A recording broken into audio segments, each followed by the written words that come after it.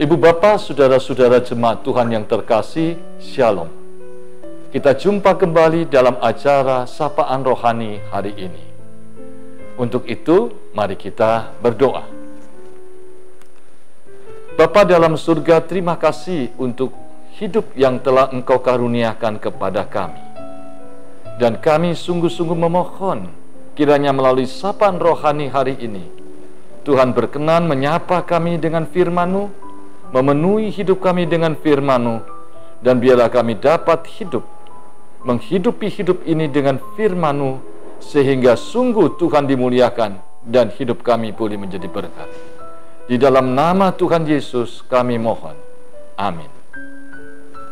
Firman Tuhan yang akan menjadi dasar sapaan rohani hari ini dari kitab Nehemia, pasal 2 ayat 1 sampai dengan 10. Dengan sebuah tema antara berdoa dan sebuah perencanaan yang matang. Saudara-saudara, ada orang yang berpikir, jikalau orang dalam segala perjalanan hidupnya, dia sungguh berdoa, mengandalkan Tuhan, bersandar kepada Tuhan, maka seolah-olah dia tidak butuh sebuah perencanaan yang matang, yang detail, dengan strategi-strategi yang bisa mencapai tujuan dengan maksimal.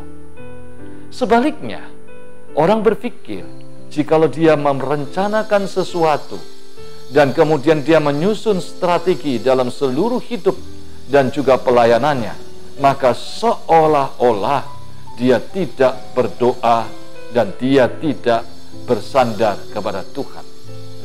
Contoh kita hari ini sangat menarik. Seorang yang bernama Nehemia. Di satu sisi, di dalam seluruh kitab Nehemia, sangat jelas hidup Nehemia segala hal dilandaskan kepada doa. Tetapi di sisi lain, di setiap langkah perjalanan pelayanannya, Nehemia selalu membuat perencanaan yang detail, yang matang, dengan strategi yang sangat-sangat tepat. Contohnya, Nehemia pasal 2 ayat 1 sampai 10. Bagaimana di ayat keempat, ketika raja bertanya kepada Nehemia, apa yang ingin engkau supaya aku lakukan kepadamu? Sangat jelas.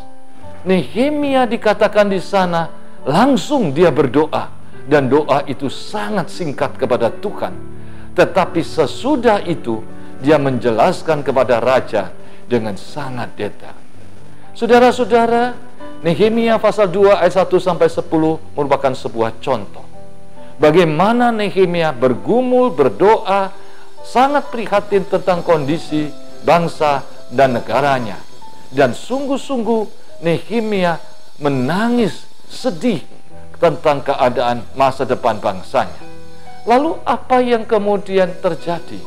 Di situ dia sebetulnya sangat merindukan untuk diutus kembali ke Yerusalem untuk bisa membangun tembok-tembok kota yang rontok dan roboh, serta juga membangun tempat-tempat yang sungguh-sungguh bagi dia merupakan tempat yang harus menjadi cermin sebagai sebuah bangsa yang dipilih oleh Tuhan. Ada 3 hal yang menjadi kesulitan dan tantangan Nehemia. 1, pekerjaannya. Dia bekerja di istana, dan di situ dia bertanggung jawab menyajikan minuman raja. Dia khususnya menyajikan anggur yang sungguh baik dan sungguh dalam keadaan yang aman, yang bisa diminum oleh raja. Saudara, kalau dia kembali ke Yerusalem, dia tidak bisa meninggalkan pekerjaan itu. Dan kalau dia melaksanakan pekerjaan itu, berarti dia tidak bisa kembali ke Yerusalem. Yang kedua adalah soal surat. Kalau dia kembali ke Yerusalem, dia harus melewati beberapa bupati. Dan di sana dia tidak bisa menjamin keamanannya, kecuali kalau ada surat kuasa dari raja. Supaya dia bisa lewat daerah mereka, dan supaya tiba di Yerusalem dengan aman. Yang ketiga, Nehemia dalam membangun tembok-tembok kota Yerusalem yang roboh, yang kemudian gerbang-gerbang bait Allah yang dibakar itu, dia butuh bahan bangunan, butuh kayu. 3 hal inilah yang tidak mudah untuk dipecahkan. Tetapi tahukah Bapak Ibu, di dalam kehidupan doanya, di dalam perencanaan yang matang, akhirnya semuanya itu terkabul. Dan kemudian yang terjadi, raja memenuhi, memberikan kesempatan dia diutus, bukan hanya sekedar mengizinkan dia pulang, diutus ke Yerusalem.